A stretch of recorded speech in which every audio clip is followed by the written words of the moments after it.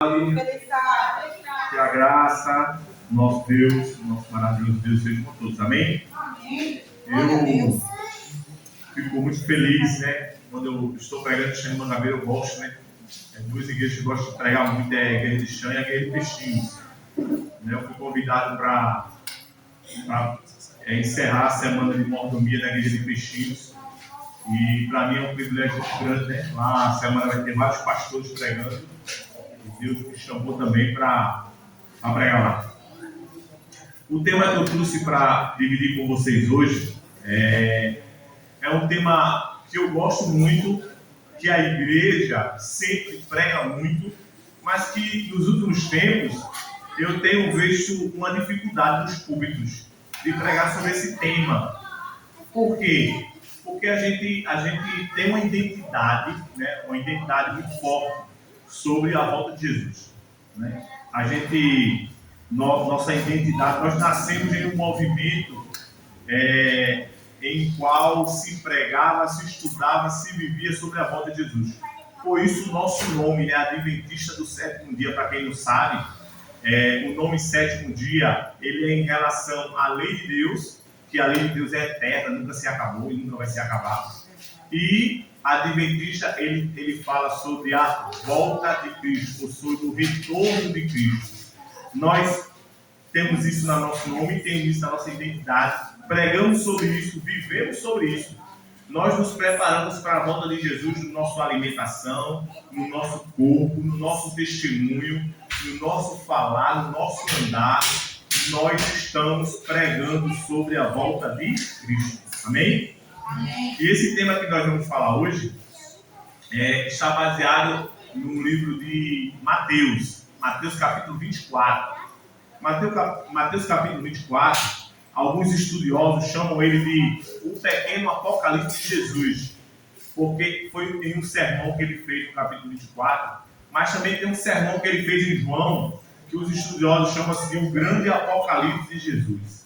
Então, é sobre esse tema que nós vamos falar, e esse tema foi motivado pela pergunta dos discípulos. Eles foram até Jesus e fizeram uma pergunta para Jesus. Que pergunta foi essa? Vamos abrir nossas Bíblias em Mateus capítulo 24. Amém.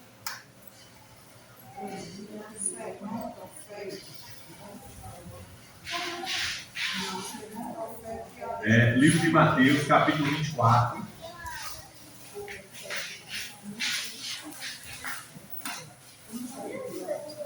Todos acharam? Amém. Quem achou, diga amém. Amém. Quem não achou, diga misericórdia. Acho que tem gente que está achando. Está procurando ainda. Tá? Mateus capítulo 24. Amém, igreja? Amém. Vamos fazer uma oração? Oremos. Querido e bondoso Deus, nesse momento, ó Pai, tua palavra vai ser aberta, Senhor. E a nossa maior expectativa, Senhor Deus, é que o Senhor fale ao nosso coração, ao nosso entendimento. Nosso maior desejo desse momento, ó Pai, é que quando nós sairmos desse santo lugar, nós possamos ter a certeza de que o Senhor falou conosco, falou no nosso coração, no nosso entendimento. Transforma o nosso ser, tira de nós tudo que não se agrada, nos prepara para o teu reino e abençoa a tua palavra, que oramos em nome de Jesus. Mateus capítulo 24, no verso 3 diz assim: no Monte das Oliveiras, achava-se Jesus assentado, quando se aproximaram dele os discípulos, em particular, e lhe pediram: dize-me, quando sucederão essas coisas, e que sinal haverá da tua vinda e da consumação do século? Os discípulos passaram a maior parte do ministério de Jesus juntos, né? Quase 3 anos e meio. E nesses períodos eles viram muitas vezes Jesus falar que eles teriam que voltar, e voltaria essa terra, teria que morrer e voltar essa terra. E em outras passagens ele fala: é necessário que o grão de mostarda morra, mas que ele venha a florir de novo. E muitas vezes Jesus falava que ia morrer e ia ressuscitar, mas os discípulos ficavam entre eles, dizendo: Mike, perguntando, olha, a gente não sabe qual é o dia. E eles foram instigados a perguntar a Cristo. E ele dizia, olha, nesse capítulo que a gente leu, eles chamam para Jesus e dizem, Senhor Jesus, qual é o dia realmente que você viu? Sabe? Entendam. Quando os discípulos disseram para Jesus qual é o dia que ele ia voltar, eles queriam mais ou menos que Jesus pegasse, me dê um calendário ali. Pegasse um calendário, me dê uma caneta. E dizia, olha, eu vou voltar tal dia, tal hora, tal ano. Eles pediram que Jesus dissesse o dia da volta, mas Jesus não disse o dia da volta. Em vez disso, Jesus apresentou para eles sinais. E esses sinais serviriam para quê, irmão Júnior? Para nos deixarmos preparados, para nos deixarmos alertas e para que nós possamos saber que algo viria para acontecer. Enquanto eles pediram a volta de Cristo, Jesus deixou sinais.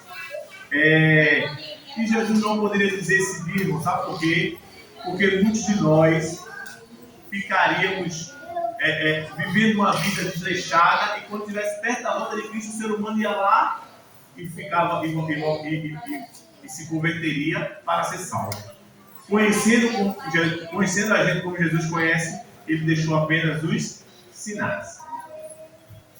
E sinais, eles são mais ou menos comparados aos sinais de trânsito. Para que serve o sinal de trânsito? O sinal de trânsito serve para nos proteger, serve para nos educar, serve para nos deixar alerta, né? E serve para nos anunciar, para nos mostrar que algo vai acontecer. Para isso serve o sinal de trânsito e para isso serve também os sinais da volta de Cristo. E aí, quando eles fizeram essa pergunta para Cristo, Cristo respondeu para ele de fato. O que foi que Cristo respondeu para eles? Está aqui no verso, a partir do verso 4, diz assim: e ele, Jesus, lhe respondeu: vede que ninguém vos engane, porque virão muitos falsos, muitos em meu nome, dizendo, eu sou Cristo, e enganarão a muitos. E certamente ouvi falar de guerras e rumores de guerras. Vede, não vos assusteis, porque é necessário que assim aconteça, mas ainda não é o fim. Porquanto se levantará o quê? Nação contra nação, reino contra reino, e haverá fome, terremotos em vários lugares. Porém, tudo isso é o princípio de dores. Então sereis atribulados e vos matarão, e serei odiados de quase todas as nações, por causa do meu nome. Verso 10. Nesse tempo, muitos hão de se escandalizar, trair, odiar uns aos outros. Verso 11. E se levantar-se-ão muitos falsos profetas, e enganarão a muitos. E por se multiplicar a iniquidade, o amor se esfriará de quase todos. Aquele, porém, que perseverar até o fim, esse será salvo. Amém? Entenda, como eu falei antes, quando eles pediram que Jesus dissesse a data, Jesus deixou os sinais para ele. E esses sinais foram vários sinais. E alguém pode me lembrar alguns dos sinais que a gente leu aqui agora? Quem pode me lembrar o sinal? Oi? Nação se levantará contra nação. Outro sinal que Jesus disse seria da volta de Cristo. Quem pode dizer? Guerras, rumores de guerras. Que mais? Fome, terremoto, não é isso? E Jesus começou a dizer muitos sinais que a gente leu aqui agora, vocês ouviram. Mas, queridos, existe um sinal que muitas vezes passa ao nosso entendimento, que Jesus ele enfatizou esse sinal como enfatizou outros, que é sobre esse sinal que a gente vai falar nessa manhã. Amém? Que sinal é esse, irmão Nilson? Esse sinal está no capítulo 4, esse sinal está no capítulo 5, esse sinal está no capítulo 11 e esse sinal está no capítulo 24. Ora, ele falou 2 vezes sobre guerra, ele falou 2 vezes sobre falsos profetas, ele falou 1 vez sobre terremoto, ele falou mais esse sinal, ele falou 4 vezes. Por que ele falou esse sinal 4 vezes, meu irmão? Porque esse sinal é muito importante. E que sinal será esse? Vamos ler juntos? Está aqui no verso 4, está aqui no verso 5, está aqui no verso 11 e lá no verso 24. Vamos ler aqui no verso 4. E ele vos respondeu, vede que ninguém vos engane. No verso 5. Porque virão muitos em meu nome, dizendo eu sou Cristo e o quê? Enganarão a muitos. Verso 11. E levantar-se-ão muitos falsos profetas e enganarão a... E aqui no verso 24, porque surgirão falsos cristos e falsos profetas, operando grandes sinais e prodígios. Para quê? Enganar, se possível, até os próprios. Queridos, entendam. Um dos sinais mais preocupantes da volta de Cristo, que muitos não estão falando, é o engano. O engano tem se apropriado, irmãos, de muitos movimentos, de muitos cristãos, de muitas famílias que não estão enxergando a verdade, estão deixando se redar pelo engano. E você viu que a gente deu que Jesus já repetiu 4 vezes esse engano, de tão importante que ele é. Nesse meu pequeno sermão, eu dividi esses enganos em 3. Sinais e prodígios estão no verso 24 aqui, ó. Ele diz aqui, ó. Porque surgirão falsos cristos e falsos profetas, operando grandes sinais para enganar, se possível, até os falsos. O que tem se levantado, irmão, em alguns movimentos religiosos, pessoas se dizendo profetas de Deus, falando da parte de Deus e ensinando muitas mentiras. Mentiras, irmão. De repente, uma pessoa acha que o que ele está falando, ele lê a palavra de Deus, como a gente falou na lição, não entende a verdade, e aí ele começa a se propagar mentiras, e ainda diz que é um profeta de Deus. Entendam? Que uma pessoa pode chegar para você se dizendo homem de Deus, profeta de Deus, e dizer assim, ó, agora, eu digo para vocês, que vocês não precisam mais ir para a igreja.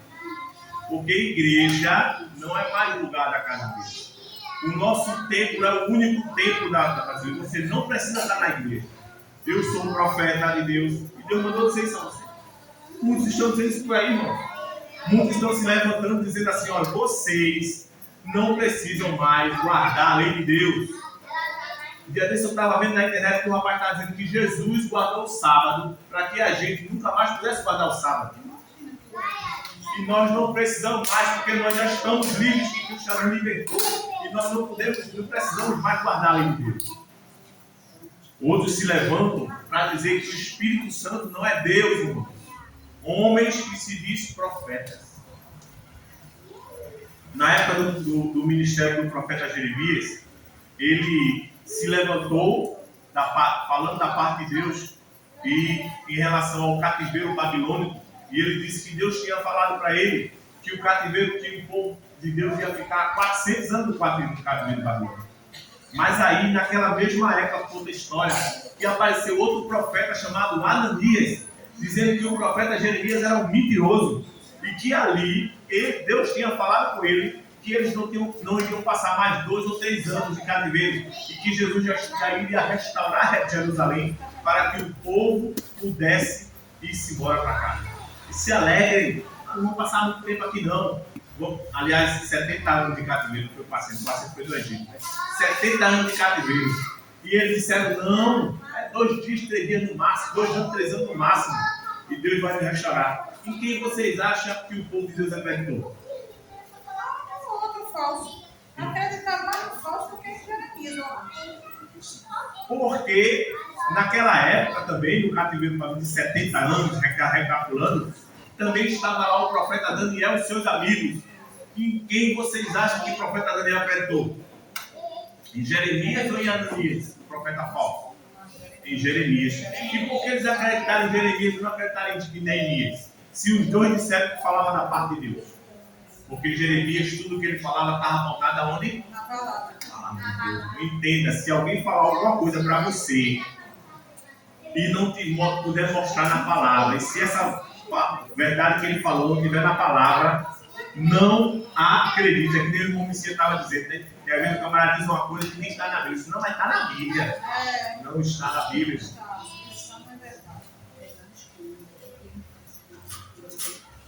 Aqui, olha, vamos abrir no livro de 2 Coríntios, capítulo 11, verso 14 e 15. Eu queria que alguém lesse para mim esse versículo. 2 Coríntios, capítulo 11, verso 14 e 15. Veja, é um texto meio duro, mas se está na palavra de Deus é para a gente falar. E é uma verdade que o apóstolo Paulo falou. 11, verso 14 e verso 15. Todos acharam? Amém? Amém. Essa é uma parte importante do culto, hein, gente? Da palavra de Deus. Pode ler. Pode ler. Quer ler, Júlio? Vai, leia. Pode ler. É o 14. Verso 11, capítulo 11, verso 14 e 15.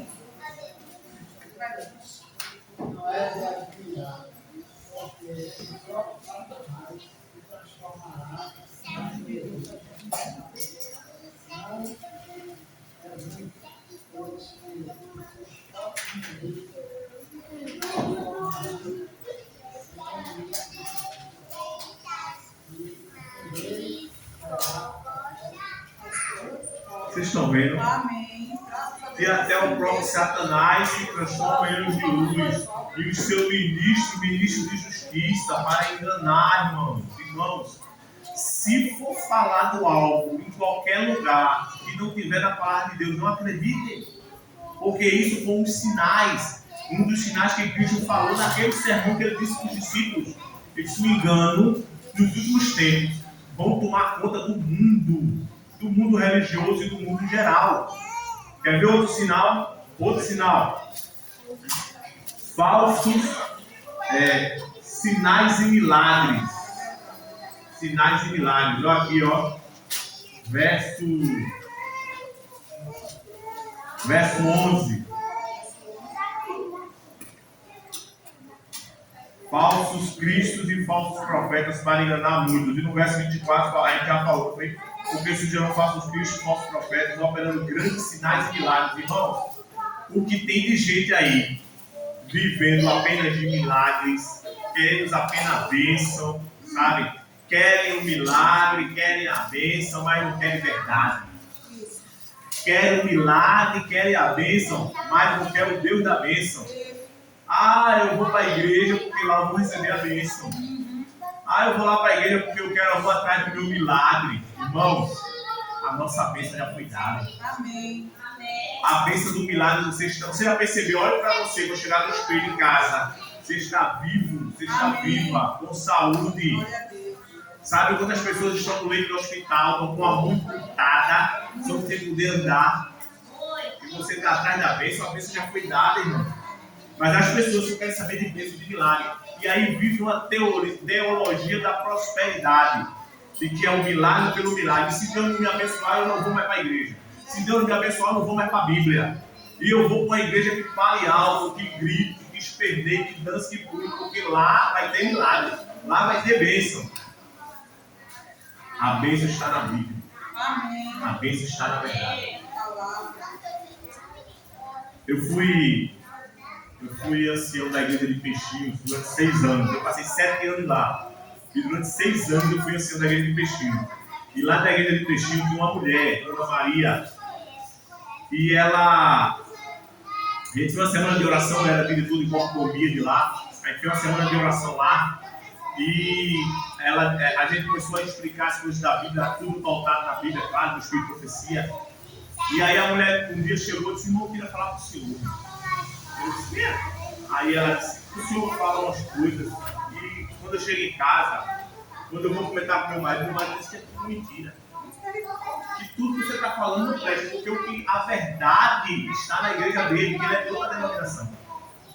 Aí eu disse: irmão, é. Agora, quando chega a minha sogra, aí ela fala que o que eu aprendi com vocês aqui é mentira, e que o que o meu marido fala que é filho dela também é mentira, porque a verdade está na igreja dela.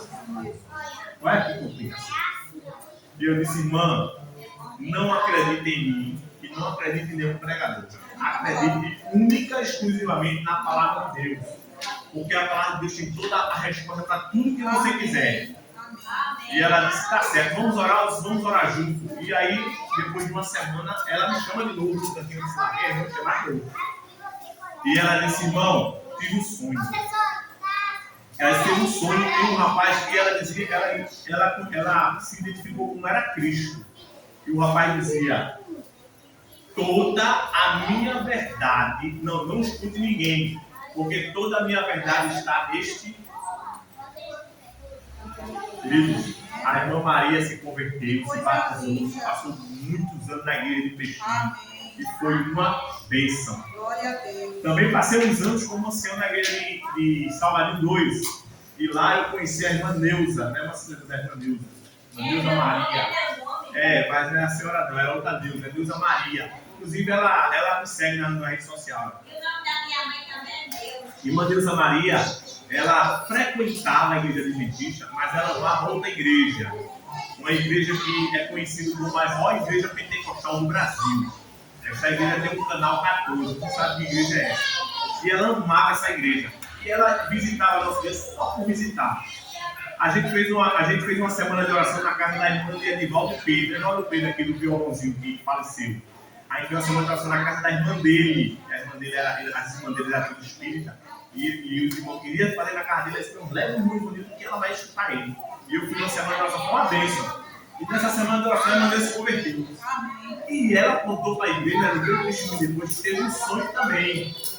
E nesse sonho, ela dizia que ia entrar nessa igreja que ela amava. Tá? Era Deus do céu, essa igreja na terra. Quando ela ia entrando, ela olhou para cima e a igreja estava acesa, a igreja apagou as luzes. E ela ouviu uma voz que ela disse também, ela reconheceu que era Deus, dizendo: eu não estou nessa igreja. Ela ia entrando na igreja inteira, ela ia entrando na igreja, quando ela frequentava as duas.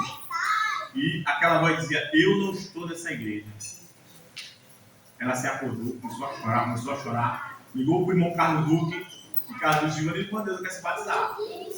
Por quê? Ela disse: tem uma história aí, ela contou a história, a gente aí falou com o pastor, a gente bateu em Neuza Maria, até hoje lá firme e forte, em nome de Jesus. Então, irmão, a verdade está na Bíblia, a verdade está na palavra de Deus, e não adianta, porque ela é a verdade. Amém. Queridos, mas existe um outro engano. Mas existe outro engano que foi um engano talvez pior do que esses enganos. Por quê? Porque Jesus passou mais tempo explicando sobre esse outro engano e mais do que os outros. Vocês lembram, né? Primeiro engano: sinais e milagres. Que o mundo cristão está potencializando uma grande mentira, dizendo que é sinal e que é milagre, que não é mentira. Não que o nosso Deus não seja um Deus de milagres e sinais, mas dessa forma que eles estão fazendo é mentira. O segundo milagre que a gente falou, o segundo engano que a gente falou, é sobre os falsos cristos e os falsos profetas. Mas esse terceiro milagre, esse terceiro engano, é o pior do que os outros. Por quê? Porque esse não é um engano que você vai encontrar em um movimento cristão. Não é um engano que você vai encontrar numa pessoa, num sermão, numa igreja. É um engano que vai surgir de dentro para fora, vai surgir de dentro de você. E que engano é esse, irmão? Vamos ler? Deixa eu ver aqui, está em Mateus capítulo 24, verso 37. Cadê? 37. Eu perdi aqui o meu. Mateus 24, verso 37. Amém? Amém. Vamos orar, vamos ler juntos. Diz assim, ó: pois assim como nos dias de Noé, também será a vinda do Filho do Homem. Porquanto, assim como nos dias anteriores ao dilúvio, comiam e bebiam, casavam e davam-se em casamento, até o dia em que Noé entrou na arca, e não perceberam, senão quando veio o dilúvio. Queridos, nos tempos do profeta, no tempo de Noé, existiam muitos homens ímpios. A sociedade era muito violenta, sabe? Existiam muitas coisas erradas naquela sociedade. Mas quando Jesus foi falar da volta dele, ele não tocou nada disso, irmão. Ele tocou em algo simples da vida. O que foi que ele falou? Ele falou naquela época eles bebiam, comiam, casavam, davam-se em casa. Isso é coisa ruim? Isso é coisa simples que nem proibido na Bíblia é. Então, Givanildo, o que é que Jesus quis dizer com isso?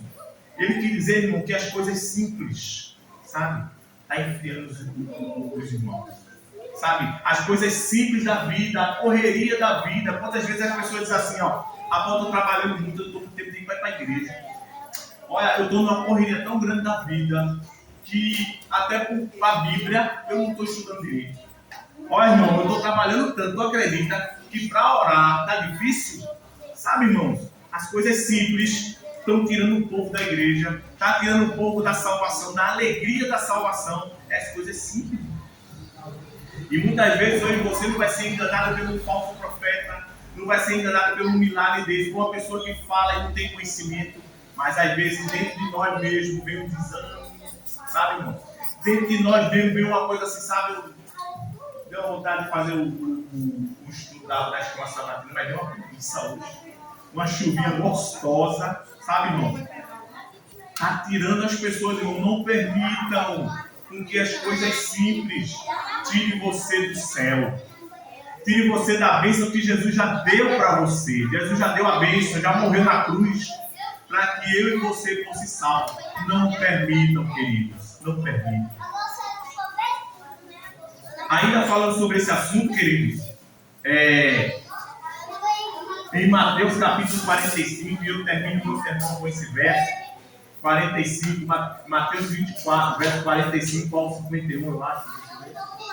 24, 45 ao 51, aí mesmo no capítulo 24, sabe o que é que acontece? 45 ao 51. Quem é, pois, o servo fiel e prudente, a quem o Senhor confiou os seus conservos, para dar-lhe o sustento a seu tempo? Bem-aventurado aquele servo, a quem seu Senhor, quando vier, achar fazendo assim. Em verdade vos digo, que lhe ferirá todos os seus bens. Mas aquele servo, sendo mau, dizer consigo mesmo, meu Senhor demora, e passar a espancar os seus companheiros, e comer e beber com ébrio, virá o Senhor naquele dia, virá o Senhor naquele servo, em dia que não espera, e em hora que não sabe, castigá-lo-á, lançando-lhe a sorte como hipócritas, e ali haverá choro e ranger de dentes. Que tristeza, né? Choro e ranger de dentes. Nesse compêndio que Jesus começa a ilustrar a palavra de Deus, ele também fala sobre coisas simples, que é o servo mau. Qual foi a maldade do servo mau? Ele estava lá trabalhando, aí a palavra de Deus diz assim, ó, ele disse no seu coração, o Senhor demora.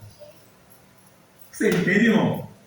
Tem muitas pessoas que estão dizendo assim, ó, mas faz tanto tempo que eu prego a volta do Senhor, será que ele vai voltar mesmo?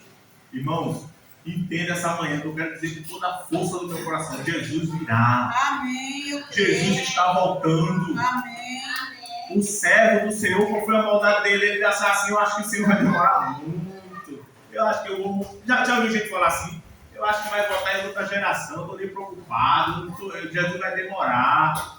E as pessoas estão começando a perder a fé, a convicção, a certeza naquilo, irmãos, que move.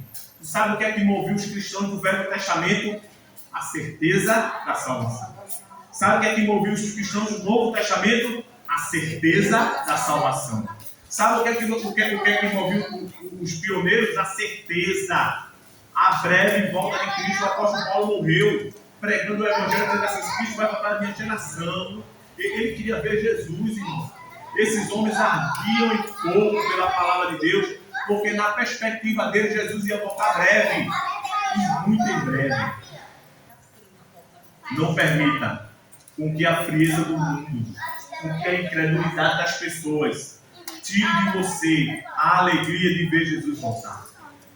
Jesus está voltando. Jesus está voltando.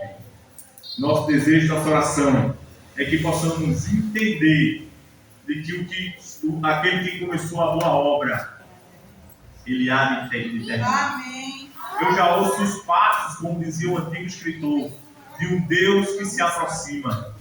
Jesus está voltando para nos salvar. Jesus está voltando porque, irmãos, este mundo já não aguenta mais muitos anos. O mal está tomando conta de todas as coisas. Mas existe um povo remanescente. Amém. Um povo remanescente que prega a mensagem de Apocalipse 14, as 3 mensagens angélicas. Um povo que não se dobra para as mentiras, que não se dobra para as brechas da lei, mas que está pregando a verdade presente. Amém? Amém. Nós vamos encerrar com um hino chamado Enquanto Ele Não Vem. Eita, lindos. Vamos ficar de pé? Vamos.